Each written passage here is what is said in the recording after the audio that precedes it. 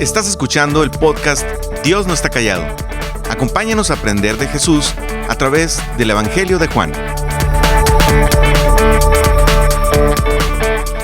Hola, gracias por acompañarnos una vez más a otro episodio de nuestro estudio del Evangelio de Juan. Te invito a que me acompañes a abrir tu Biblia en el Evangelio de Juan, capítulo 10. Hemos estado estudiando en este capítulo, en nuestro episodio anterior. Estudiamos los primeros 22 versículos, donde vemos esta presentación de Jesús como el buen pastor. Este día vamos a ver la segunda parte, iniciando en el versículo 22, y leo para ti. Dice: Por esos días se celebraba en Jerusalén la fiesta de la dedicación.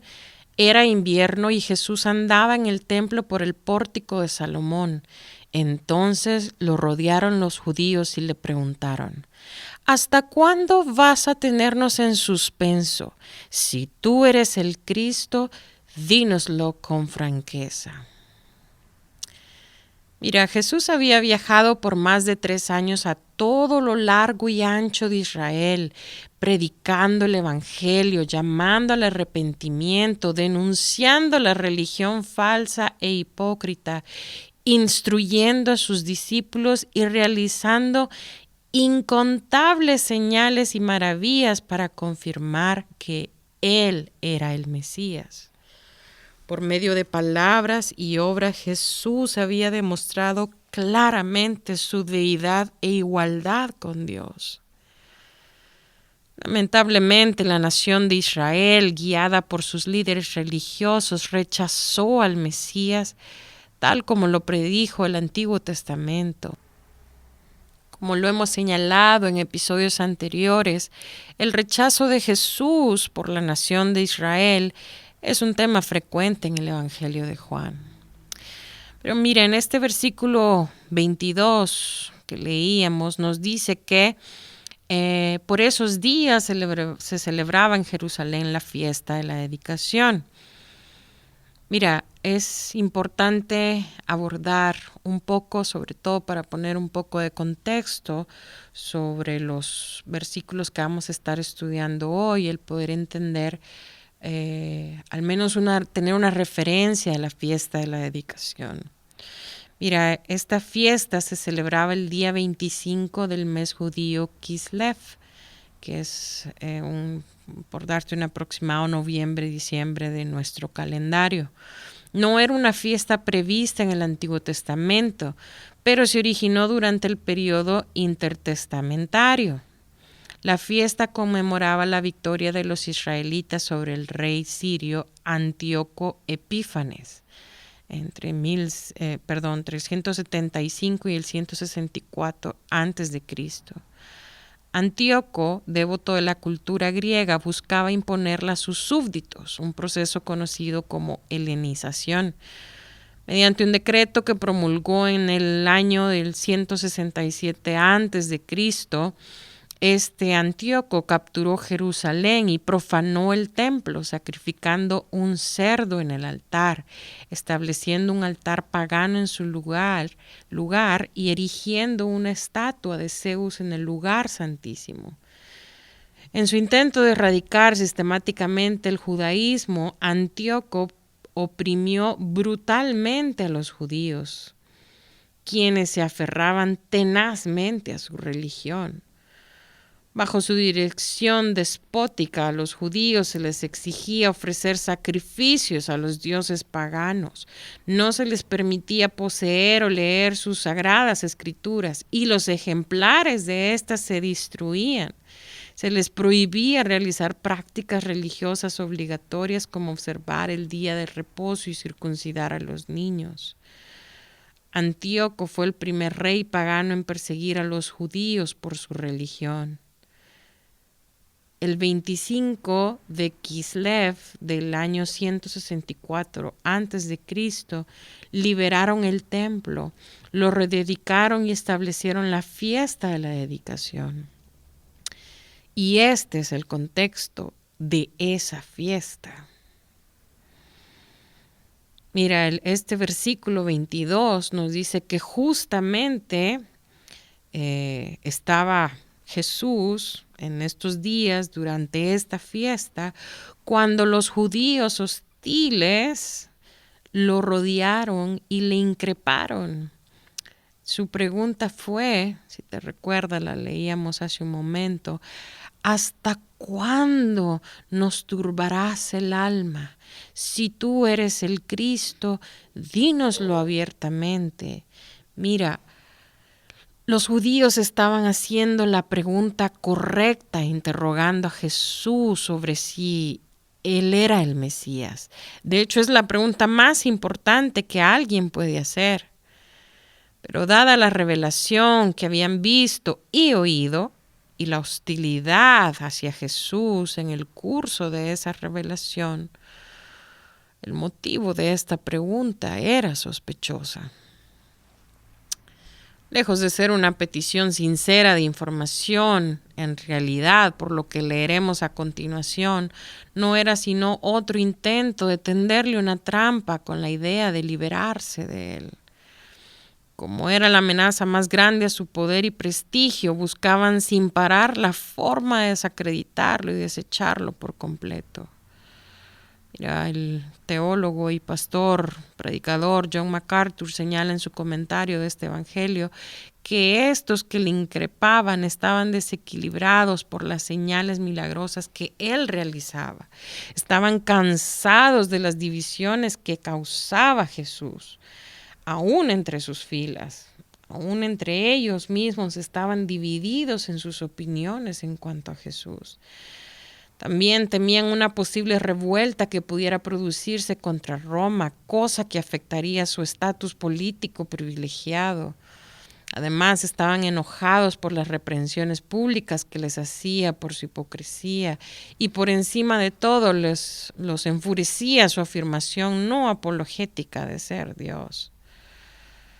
La estrategia de las autoridades judías era hacerlo declarar en público que él era el Mesías, de modo que tuvieran un pretexto para arrestarlo. Mira conmigo el versículo 25, leo para ti. Esta es la respuesta de Jesús a ellos. Ya se los he dicho a ustedes y no lo creen. Las obras que hago en nombre de mi Padre son las que me acreditan, pero ustedes no creen porque no son de mi rebaño.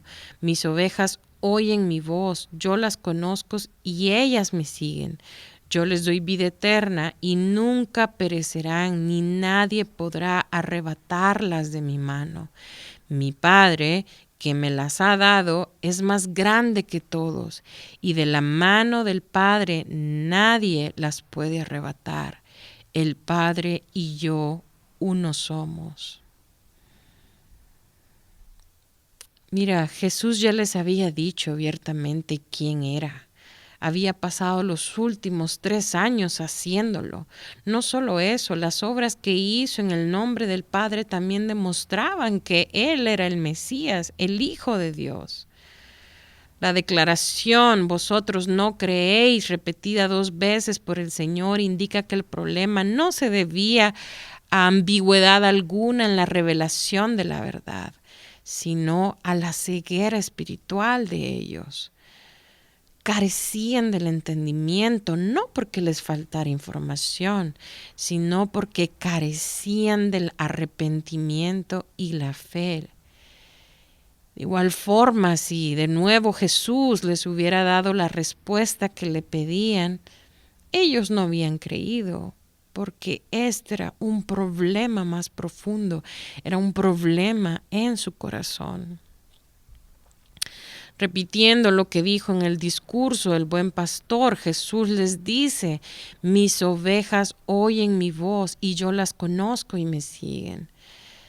Jesús siguió articulando la verdad maravillosa de que quienes son sus ovejas no necesitan temer perderse. Jesús declaró, yo les doy vida eterna y no perecerán jamás, ni nadie las arrebatará de mi mano. Mi Padre que me las dio es mayor que todos y nadie las puede arrebatar de la mano de mi Padre. En ninguna otra parte las Escrituras afirman más fuertemente la seguridad absoluta y eterna de todos los que hemos creído en Jesús, de todos los cristianos verdaderos. Esta seguridad absoluta que le pertenecemos al Señor. Jesús enseñó claramente que la seguridad del creyente en la salvación no depende de esfuerzos humanos, sino que tiene su base en la gracia, elección soberana, promesa y poder de Dios. Mire, estas palabras de Jesús en estos versículos revelan 7 realidades que atan a todo verdadero cristiano para siempre con Dios. Mira la primera: los creyentes son sus ovejas y el deber del buen pastor es protegerlas, proteger a su rebaño. Segunda, las ovejas de Cristo solo oyen su voz y lo siguen solo a Él. Tercera, las ovejas de Cristo tienen vida eterna. Cuarta, Cristo da vida eterna a sus ovejas. Puesto que no hicieron nada para obtenerla, no pueden hacer nada para perderla. Quinta, Cristo prometió que sus ovejas no perecerán jamás. Sexta, nadie, ni los falsos pastores, los ladrones y salteadores que nos ha hablado estos versículos anteriores, ni los falsos profetas simbolizados por el lobo que leímos del versículo 12, ni siquiera el diablo es lo suficientemente poderoso como para arrebatar las ovejas de Cristo en su mano. Por último, séptimo y último, las ovejas de Cristo no solo están en su mano, sino en la mano del Padre, quien es mayor que todos. Nadie las puede arrebatar de su mano tampoco. La vida del creyente, infinitamente segura, está escondida con Cristo en Dios. El Padre y el Hijo garantizan conjuntamente la seguridad eterna de los creyentes, porque Jesús declaró: yo y el Padre uno somos. Así, la unidad de ellos en propósito y acción para salvaguardar a los creyentes se apoya en la unidad de su naturaleza y esencia. No tomes a la ligera esto que estamos diciendo, es una verdad profunda y hermosa que debe hacer arder nuestro corazón de la seguridad que le pertenecemos al Señor y que nada nos puede arrebatar de su mano. Mira lo que sucede a continuación. La respuesta de los judíos a estas palabras de Jesús, versículo 31. Una vez más, los judíos tomaron piedras para arrojárselas, pero Jesús les dijo: yo les he mostrado muchas obras irreprochables que proceden del Padre. ¿Por cuál de ellas me quieren apedrear? Mira, los judíos, enfurecidos por lo que percibían como otra afirmación blasfema sobre la deidad de Jesús, explotaron y volvieron a tomar piedras para apedrearle. Es la 4ª vez que intentaban matarlo en lo que va del Evangelio de Juan. Aunque los romanos habían privado a los judíos del uso de la pena capital, esta turba airada y asesina estaba lista para tomar el asunto con sus propias manos. Pero mira, Jesús, mostrando una calma majestuosa frente a la ira de sus oponentes, les dijo deliberadamente: muchas buenas obras les he mostrado, os he mostrado de mi Padre. ¿Por cuál de ellas me quieren apedrear? El Señor no suavizó ni retiró su afirmación de ser igual a Dios. En su lugar, los forzó a enfrentar y lidiar con sus buenas obras milagrosas hechas con la dirección del Padre. Esas obras eran prueba visible, tangible e inescapable de su unidad con Dios. La pregunta del Señor también metió a los líderes judíos en la posición incómoda de oponerse a las cosas buenas, populares y públicas que había hecho al sanar a los enfermos, alimentar la multitud, liberar a los poseídos e incluso resucitar a los muertos. Pero los judíos enfurecidos no los disuadía ningún milagro. A diferencia del antiguo ciego que vimos en el capítulo 9, quien había llegado a la conclusión apropiada a partir de las obras milagrosas de Jesús, esta turba enfurecida simplemente echó a un lado sus obras. Mira lo que le responden a Jesús, versículo 33. No te apedreamos por ninguna de ellas, sino por blasfemia, porque tú, siendo hombre, te haces pasar por Dios. Los judíos ya estaban decididos y su amor por el pecado los hacía cautivos de Satanás, la muerte y el juicio.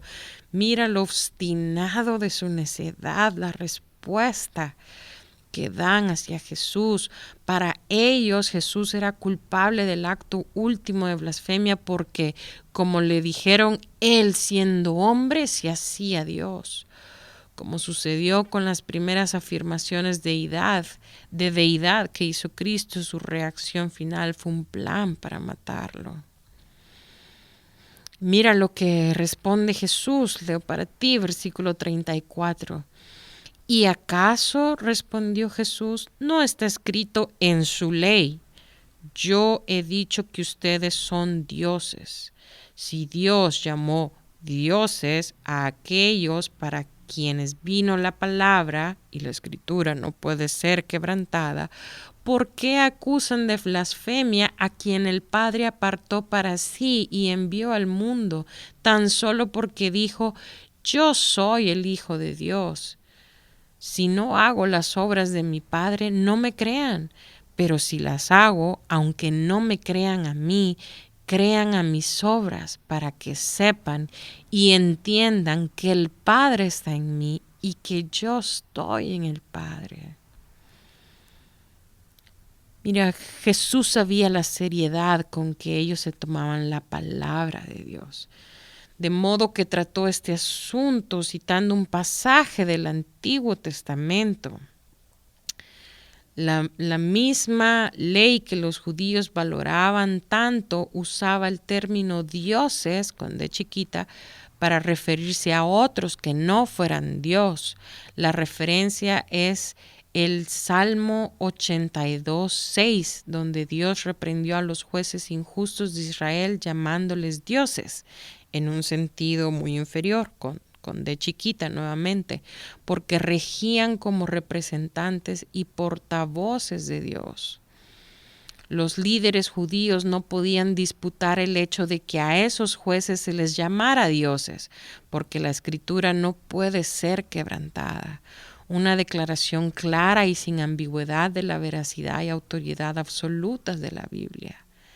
Si Dios llamó dioses, con D chiquita, a los jueces injustos, argumentó Jesús, ¿cómo podían decir sus oponentes al que el Padre santificó y envió al mundo, tú blasfemas porque dijo, Hijo de Dios soy? Si simples mortales malos podían llamarse en algún sentido dioses, con D chiquita, ¿cómo podría ser inapropiado que Jesús, al que el Padre santificó y envió al mundo, se autodenominara Hijo de Dios? Mira, no se trata de añadir evidencia de su deidad, simplemente es una reprensión al nivel de su reacción exagerada con el uso de la palabra Dios en referencia a Jesús. Él había probado tener el derecho a ese título en todo el sentido divino, como lo afirmaría otra vez en los versículos 37 y 38. Ellos tan solo eran aquellos a quienes vino la palabra de Dios. Jesús era la palabra de Dios encarnada. Mira, versículo 39. Nuevamente intentaron arrestarlo, pero él se les escapó de las manos. Volvió Jesús al otro lado del Jordán, al lugar donde Juan había estado bautizando antes, y allí se quedó. Mucha gente acudía a él y decía: aunque Juan nunca hizo ninguna señal milagrosa, todo lo que dijo acerca de este hombre era verdad. Y muchos en aquel lugar creyeron en Jesús. Y estos últimos versículos del capítulo 10 nos dicen que los judíos, los líderes judíos, en lugar de considerar la evidencia, respondieron como ya lo habían hecho. Procuraron otra vez prenderle. Tal vez planeaban arrestarlo fuera del templo antes de lapidarlo, pero es más probable que quisieran arrestarlo y asegurarlo para juzgarlo ante el Sanedrín. No importa que hayan pretendido, su hora no había llegado aún, por eso Jesús escapó de sus manos.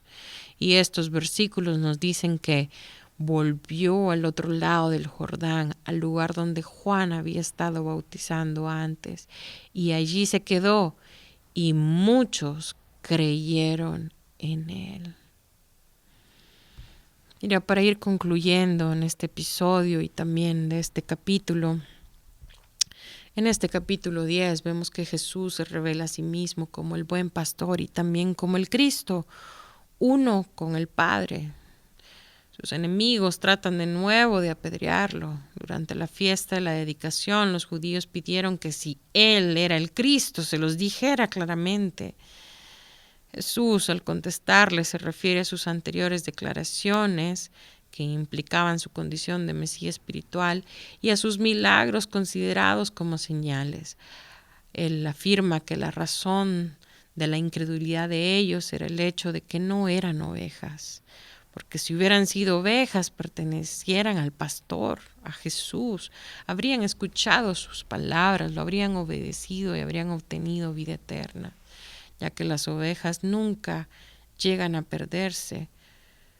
Como son lo más precioso tanto para el Padre como para el Hijo, nadie puede arrebatarlas de la mano o el poder del Padre o el Hijo. La aseveración de igualdad perfecta con Dios ofende a los judíos, quienes, considerándola como blasfemia, van hacia el lugar donde hay un montón de piedras. Se los ve en el acto de llevar las piedras para arrojárselas a Jesús, como exigía la ley mosaica en caso de blasfemia. Pero vemos que Jesús se les escapa. Lo que llama la atención de este relato en el capítulo 10 de Juan es el hecho de que esta sección, por una parte, muestra el progreso de la hostilidad de estos líderes judíos hacia Jesús. Pero también, por otra parte, está llena de seria exhortación y tierna invitación. Podemos cerrar este capítulo 10 con la certeza que las ovejas de Jesús oyen su voz. Él las conoce, ellas le siguen. Él les da vida eterna y no perecerán, ni nadie las arrebatará de su mano. Piensa conmigo por un momento en esto. Cuán poderoso es Dios que con solo dar una orden creó todo lo que existe. La palabra de Dios, la Biblia, nos dice que no usó sus manos para crear. Con una sola orden, todo fue creado.